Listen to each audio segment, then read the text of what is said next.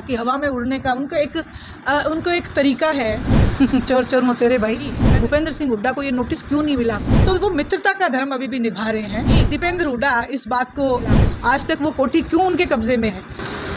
गोपाल कांडा भी समय समय पे, जैसे मनोहर लाल खट्टर ने इस बात को कहा कि हवा में उड़ने का उनको एक तरीका है, लेकिन मैं एक बात कहना चाहती हूँ। 23 तारीख को गोपाल कांडा प्रेस कॉन्फ्रेंस करते हैं, प्रेस के आगे इस बात को कहते हैं। 24 तारीख को हाथों हाथ ही दीपेंद्र हुड्डा इस बात को लेके मीडिया के सामने आते हैं।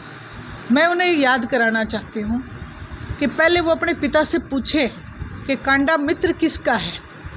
उन्होंने जमाल गांव में बाई इलेक्शन जो था अभय सिंह जी चौटाला का एलनाबाद में, वहाँ जाके कह रहे थे कि आया तो हूँ मैं कांग्रेस खातर, लेकिन कांडा मेरा मित्र है। तो वो मित्रता का धर्म अभी भी निभा रहे हैं और आपस में एक दूसरे से बातें करके एक बहुत बड़ा षड्यंत्र रचने जा रहे हैं हरियाणा प्रदेश के लोगों के बीच में, जिससे कि मैं यही कहूँगी कि उनकी मंशा पूरी नहीं होने वाली। हरियाणा प्रदेश की जनता इस बात को बखूबी समझती है कि ये बाबू बेटा जिस थाली में खाते हैं उसी में छेद करने का काम करते हैं। इन्होंने कभी भी कांग्रेस पार्टी को आगे ना बढ़ाने का एक जिम्मेवारी जो उठा रखी है, भारतीय जनता पार्टी के लोगों के आगे इन्होंने सरेंडर कर रखा है। एक बात बताएं, राहुल गांधी के ऊपर जब केस बना तो 30 दिन के अंदर कोठी खाली करने के आदेश आ गए। 30 दिन के अंदर कोठी खाली होगी।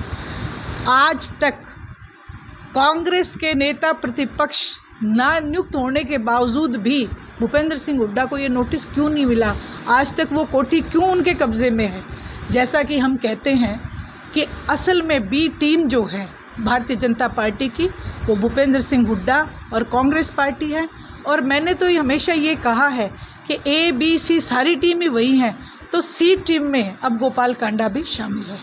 मैडम, आप इंडियन नेशनल लोकदल की महिला प्रदेश प्रभारी हैं, बड़ा पद पार्टी ने आपको दिया है। पिछले दिनों रोहतक में दीपेंद्र हुड्डा और दुष्यंत चौटाला की मुलाकात होती है, इसको किस नजरिए से देखते हैं आप? चोर चोर मौसेरे भाई, मैं तो इसी तरीके से देखूंगी, क्योंकि ये सब जो हैं मिलके अभय सिंह जी चौटाला की बढ़ती हुई एक पॉपुलैरिटी से घबरा चुके हैं।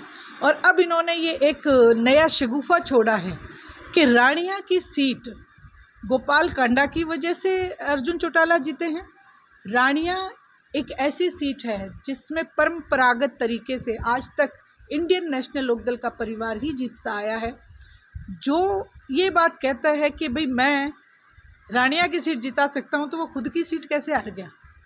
उसका भाई एलनाबाद के बाई इलेक्शन में जब सारे एक साथ मिलके चुनाव लड़ रहे थे, अभय सिंह जी चौटाला से कैसे हार गया? ये अपनी हार की झेप मिटाना चाहते हैं और दीपेंद्र हुड्डा और भूपेंद्र हुड्डा को अपनी हार जो है उससे वो उबर नहीं पा रहे हैं। इसलिए वो अपना जो है, मैं यही कहूँगी कि अपनी झेप मिटाने के लिए बार बार press conference Indian National Lok Dal के नेता के खिलाफ कर रहे हैं।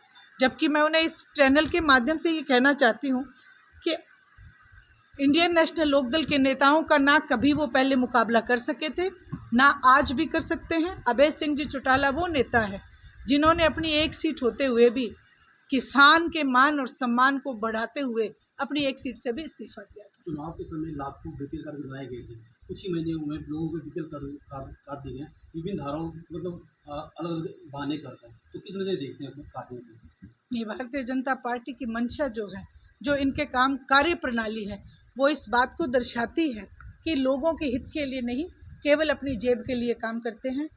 जो हरियाणा प्रदेश की जनता चुनाव से पहले तो इतनी गरीब होगी कि सबके बीपीएल कार्ड बन गए, और चुनाव होते ही इतनी अमीर होगी कि सबके बीपीएल कार्ड काट दिए। तो ये उनकी मंशा है। और हरियाणा प्रदेश के लोगों को गुमराह करना, हर बात को जात पात धर्म बिरादरी का रंग देते आपको नज़र आएंगे। लेकिन मैं आप सब लोगों के चैनल के माध्यम से विश्वास दिलाती हूँ कि इंडियन नेशनल लोकदल हरियाणा प्रदेश के लोगों को इस जहर से निकाल के और 2029 में सरकार बनाएगी।